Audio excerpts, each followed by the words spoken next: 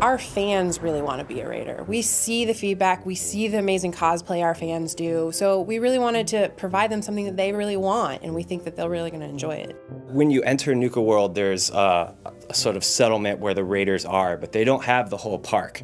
So there's all these other lands occupied by different monsters and enemies that you have to go in and take for the raiders, take for your gangs, and conquer, and then move your gangs into so that you can have the whole park for your raider territory. We have Nuka Town, USA, which is where the raiders are sort of living when you first get there.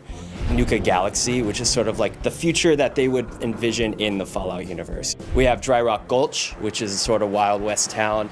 We have Safari Adventure, which is like the zoo. The bottling plant, which is called the World of Refreshment, is sort of like a tour of the bottling plant. We also have Kitty Kingdom, which is where all the kitty rides are. When you arrive there, you're put into position of being what we call the overboss, which is sort of the ruler of all these gangs. We're giving players the chance to sort of be the bad guy, to sort of be the guy raiding through the Commonwealth and taking what they want. We don't necessarily make you the absolute most evil raider. You can actually be we jokingly call a kind-hearted raider, if there is such a thing. People hear raider, they think you're going to do wholesale slaughter.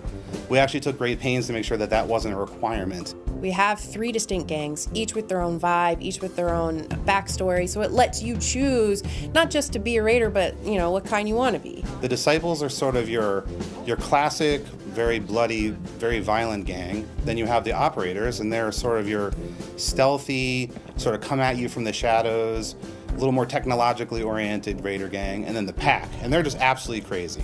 We had one of our concept artists go through and develop a lot of the different armor. The ones who are more bloodthirsty have more violent shapes and more rough edges, and the ones who are more clean cut and efficient have a more stylized look. So in the end, your overboss should look totally different than someone playing down the street from you.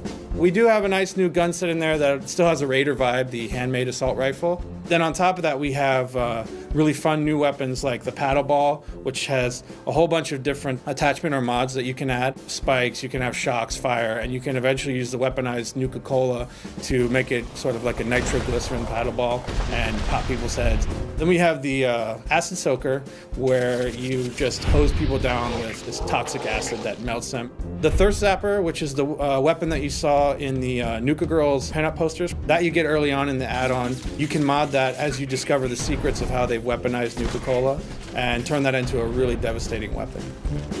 I'd say that this is a great capper on the whole experience in Fallout 4. So as far as working on a project of this duration, I think this was a nice way of saying, like, hey, it's time for a vacation now. You're going to this amusement park, but you're also taking a break from saving people and rescuing settlements to sort of let your hair out. We've had a wonderful time making this add-on, and we really think that everyone will enjoy it, and we can't wait till you get your hands on it.